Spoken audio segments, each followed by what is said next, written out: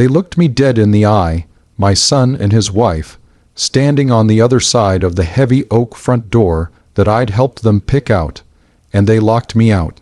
On Christmas Day, after a 4-hour drive, carrying a turkey, gifts, and a heart full of holiday cheer, I watched my own son turn the deadbolt and say, in a voice colder than the December air, "You are no longer family, and you are no longer welcome here." I stood there, snow-dusting my coat, holding a bag of presents, feeling my entire world shatter. What would you do in that moment? Would you scream? Would you beg? Or would you walk away and plan the kind of righteous, devastating revenge that only a heartbroken parent can execute? Tell me honestly, was I justified in making sure they understood exactly what they had thrown away? Because what happened next ensured they would never forget that Christmas Day, or the father they casually discarded. To understand the sheer cruelty of that moment, you have to know the history, especially the last decade. My name is Alan, and I raised my son, Liam, primarily as a single father after his mother and I divorced when he was 10. It wasn't easy. I worked 2 jobs, one as a foreman at a manufacturing plant and another driving trucks on the weekends, just to keep him in the good school district and ensure he had every opportunity. I sacrificed my social life, my hobbies, and most of my sleep for that boy. Liam always knew he was my priority, my focus, my entire universe. He grew up knowing that I would give him the shirt off my back, and I often did, metaphorically and sometimes literally. When Liam went off to college, I helped him with tuition, paid for his rent, and even bought him his first decent car when he graduated. A reliable sedan that I paid for in full. That car wasn't just a gift, it was a symbol of my unwavering support. Liam met Sarah in his final year of college. She was bright, ambitious, and charming, and initially I adored her. She came from a very wealthy family, and I noticed right away that she was accustomed to a certain lifestyle, one Liam couldn't yet afford. But they seemed happy, and that was what mattered most to me. The trouble started slowly, subtly, after they got married 5 years ago. Sarah's family, the Ashworths, are old money, very conscious of their social standing. They live in a massive, sprawling estate, host extravagant parties, and everything about them screams elite. In contrast, I'm Alan, the foreman, the guy who still gets grease under his fingernails. I could feel the subtle shift in Liam almost immediately after the wedding. He started dressing differently, speaking more formally, and subtly correcting my grammar in front of Sarah's parents. The distance between us wasn't geographic, it was social. He was trying to fit into Sarah's world, and I, the working-class dad, was an awkward reminder of the life he was leaving behind. Sarah's parents, Robert and Beatrice Ashworth, never openly insulted me, but their condescension was palpable. The strained smile, the quick glance at my boots, the way they'd talk about their world golf clubs, European vacations, art acquisitions, as if I were an anthropologist observing a foreign tribe. I endured it for Liam. He was invited to their Christmas, their summer parties, but I was always kept at arm's length.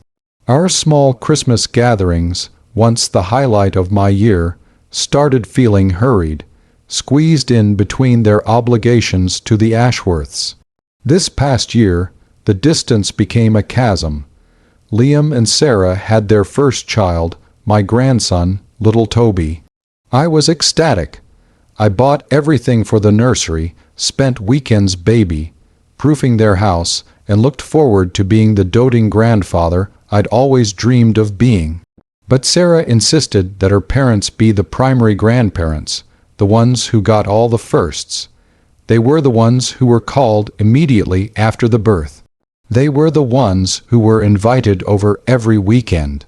My visits were restricted to an hour on a Sunday afternoon, and I was constantly supervised, as if I might contaminate the baby with my working-class germs. Sarah would make subtle comments about my gifts being too loud or my clothes being unsuitable for handling Toby. Liam would just stand by, silent, staring at the floor. The final straw, or so I thought, was Thanksgiving. I offered to host, hoping to reclaim some family tradition. Liam and Sarah accepted, but then Robert and Beatrice announced they were hosting an exclusive, formal Thanksgiving dinner. Liam called me back, sounding sheepish. "Dad, we can't make it. The Ashworths are hosting. It's an obligation, you know." An obligation. My own father was an obligation. I swallowed my pain and said, "Fine, Mark, have a good time. But Christmas. Christmas has always been sacred. Since Liam was a boy, we had a tradition. Christmas Eve Mass, a huge breakfast I'd cook on Christmas morning, and then presents and movies. Liam and Sarah were supposed to be at my house on Christmas Eve, as always. 2 weeks before Christmas, Liam called, his tone apologetic but firm. "Dad, Sarah and I decided we're hosting Christmas at our place this year. The Ashworths are coming. We'd like you to come over on *** Christmas Day at 4 p.m. *** for dinner, after the main festivities." It was a downgrade, a scheduling slot, but at least I was invited. I accepted, trying to focus on the small victory. I spent days preparing. I bought an expensive, organic turkey, all the fixings, and gifts I knew Liam and Sarah had wanted. The biggest gift was for Toby, a handcrafted wooden rocking horse I had spent weeks building in my workshop. It was a masterpiece, built to last generations. I loaded my trunk on Christmas Day, the snow starting to fall softly, and began the 4-hour drive to their new, expensive home, a home bought entirely with their down payment from the Ashworths. By the way, not me. I pulled up right on time, 3:55 p.m. The house was already lit up like a postcard, warm light spilling onto the newly fallen snow. I saw cars, Robert's Bentley, Beatrice's Mercedes parked in the driveway. It was clear the party had been going on all day.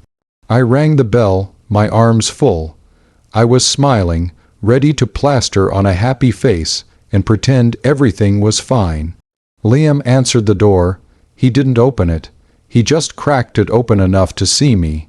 Behind him, I could hear laughter, Christmas music, and the clinking of glasses. He looked uncomfortable. "Dad, you're here." "Of course I'm here, son," I said, my voice full of forced cheer. "Merry Christmas. Let me just bring this turkey in before it gets cold." I tried to nudge the door open, but Liam resisted. That's when Sarah appeared, standing right behind him, her expression ice cold. She was wearing a stunning, expensive-looking dress.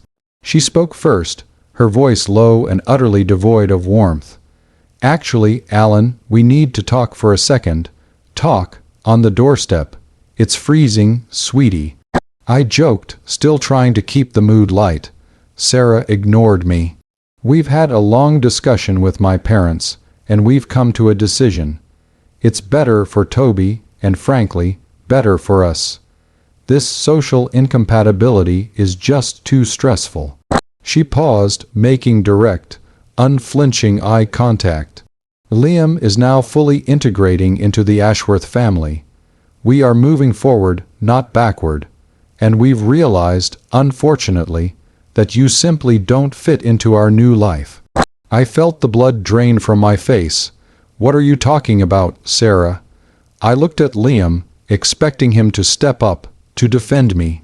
He didn't. He looked past my shoulder, down at the snow, and mumbled, "She's right, Dad. It's just easier this way. You're not expected to stay." And then Sarah delivered the final, crushing blow, the line that has echoed in my nightmares ever since. She instructed Liam, and he followed her command like a trained dog. He reached behind him, found the deadbolt, and in a sickening, loud thunk he locked the door. Then he leaned against it, his voice just loud enough to carry through the thick wood. "You are no longer family, Dad. You are no longer welcome here." I stood there for what felt like an eternity. The scent of pine and expensive food wafted faintly from inside. I heard the music swell, a classic holiday tune, ironically cheerful. I dropped the turkey, which landed in a messy sprawl on the porch, a sickening sound of broken foil and ruined food. I didn't scream, I didn't beg. I looked at the door, at the home I had helped shape with love and sacrifice, now a fortress barring me from my own blood. I looked down at the rocking horse, Toby's gift, and I felt a cold, calculated rage replace the shock. I picked up the gifts, turned around, got back in my car, and drove away. The 4-hour drive back was a blur of tears, silence, and one single, burning thought. They are going to regret this. So, that's the situation I was in, betrayed and abandoned on Christmas Day by the only family I had left. They had used me, discarded me for a better social standing, believing I was powerless. Before I tell you what kind of revenge an old foreman takes on two entitled 30-somethings, I want you to pause and comment below what you would have done in my shoes. Would you have just cut your losses and mourned the relationship, or would you have fought back? Because right now, I need to know if I was crazy for weaponizing the one thing they truly valued: their social image and their future. I spent the next 48 hours in a deep, dark place. I couldn't eat, couldn't sleep. The image of the deadbolt locking, the sound of Liam's words, replayed constantly. But by December 27th, the grief had solidified into something cold and sharp. I started planning. My revenge couldn't be petty, it had to be surgical. It had to hit them where it hurt, exposing their hypocrisy to the very people they were trying so desperately to impress, the Ashworths. I went to my safe deposit box. Inside was something Liam had forgotten about: the title to that reliable sedan I bought him after college. He never bothered to register the change of ownership fully or get his own title. He just kept driving it, assuming everything was handled. I still had the original, legally binding title in my name, signed over to me by the dealership. Technically, I was still the owner. The car was worth a decent chunk of money, but more importantly, it was his primary means of transportation to his corporate job, which he needed to maintain his new lifestyle. Step 1. Repossess the car. I hired a discreet towing company. I didn't want a scene. I gave them the address and the plate number. That night, Liam's shiny sedan, which I had gifted out of love, disappeared from his driveway. I didn't call him. I didn't text him. I waited. The next morning, December 28th, my phone blew up. It was Liam, screaming, "Dad, where is my car? Did you sell it? Is this some kind of sick joke?" I took the call, my voice calm, almost detached. "Hello, Liam, Merry late Christmas. My car? Oh, you mean the sedan I bought and still legally own the title to? It's safely parked in my garage. It was always meant to be a symbol of my support, a tool to help you build your life. Since I was informed that I am no longer family and therefore my support is no longer needed, I simply reclaimed my property. You're on your own now, son." He was apoplectic. Sarah snatched the phone, her voice going from shrill anger to panic. "Alan, you can't do this. Liam needs that car. We have to drive Toby to the Ashworths' estate this weekend." "Ah, the Ashworths," I mused. "Yes, I imagine a $40,000 sedan will be sorely missed when you have to take an Uber to the estate. Tell Robert and Beatrice I send my regards, and that perhaps they can lend you one of their many Luxury vehicles, since you are now fully integrating into their family. I hung up. The satisfaction was immense, but it was just the appetizer. The main course involved the construction business.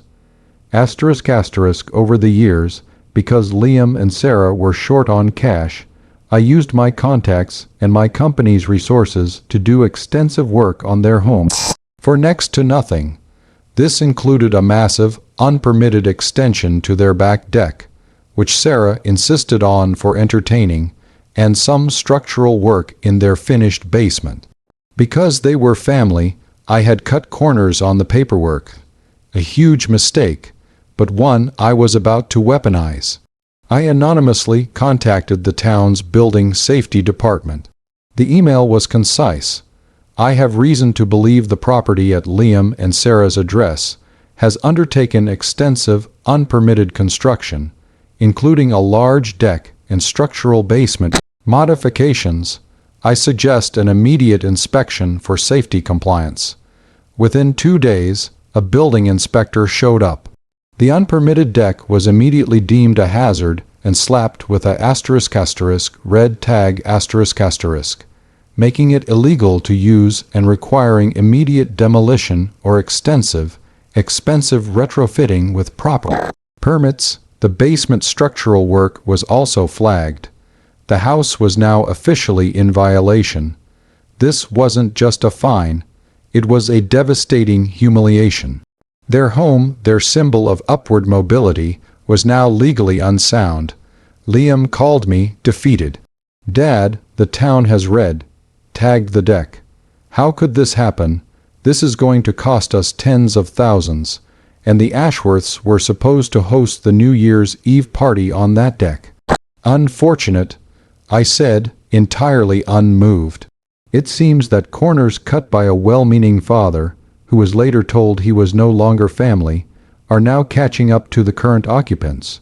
Perhaps you should ask the Ashworths, who are so socially supportive, to lend you the money for the proper permitting and retrofitting. I hear they have quite a bit of old money they aren't using. The climax wasn't just the inconvenience. It was the ** public exposure. ** The Ashworths were furious. A red, tagged property reflects badly on their social circle. Beatrice called Sarah, and I later heard from a mutual acquaintance that the argument was legendary. Sarah was blamed for her poor judgment in allowing me, the foreman, to do such shoddy work. The New Year's Eve party was moved back to the Ashworth estate, but Liam and Sarah were relegated to being mere guests, not hosts. The exclusion was complete, but this time it was their own doing. The aftermath was exactly what I had intended. Liam and Sarah were now financially strained, stripped of their primary vehicle, and socially embarrassed in front of the one family whose approval they craved. They had achieved their goal. They were no longer dealing with me. But the cost was everything else. A few weeks later, Liam came to my house. He didn't call first. He was standing on my porch, looking defeated, cold, and much smaller than I remembered. He didn't beg. He just stood there for a long time. Finally, he looked me in the eye, and the entitlement was gone, replaced by genuine exhaustion and regret. "Dad," he choked out. "I'm sorry, I was wrong. Sarah was wrong. We threw away the only person who ever truly had our back for a set of shallow social obligations. They don't care about us. They only care about appearances, and we hurt you. I hurt you, Dad." That apology, unprompted and heartfelt, was the only thing I truly wanted. I invited him in. We talked for hours. He confessed how Sarah's family had slowly poisoned his view of me, making him feel like I was a liability, not an asset. I didn't forgive him immediately, but I saw the spark of my son again, the one who knew the value of hard work and loyalty. I eventually made a deal. I wouldn't pay for the demolition or retrofitting of the deck, but I would provide him with the technical drawings and my expertise to help him find the most cost-effective way to fix the mess he had created, the car. I sold it back to him for a fraction of its market value, on the condition that he sign a notarized document stating he would pay me back in monthly installments, proving he could manage his own. Now, REINSTERETED, the asterisk S, where Eschen asterisk of finai to final responsibility comes in, but not the asterisk obligation asterisk of my financial support. But that understanding doesn't mean much if you don't. Sarah's contact with me is minimal but polite. Liam and I, however, have started rebuilding. It's a slow, painful process, but he now visits me on my terms, without any other in-laws present, and he finally sees me not as a foreman with a checkbook, but as his father. So, was I wrong? Perhaps I went too far. But when your heart is ripped out on Christmas Day and tossed aside for social climbing, a mere apology isn't enough. Sometimes a parent has to deploy a devastating lesson to remind their child that ** love and loyalty are the most valuable currencies, and they come with the highest cost when lost. ** My revenge wasn't about money. It was about forcing them to realize the true, heavy price of respect. They lost their prestige and their comfort, but I got my son back, humbled and wiser, and for me, that was a fair trade. Like this video, if you were on my side, and think they deserved to feel the consequences of their cruel actions. Subscribe for more stories like this, where family drama explodes into high-stakes conflict. And please, share your final thoughts on this whole mess in the comments section below. Tell me how you would have handled the fallout. I'll see you all in the next story.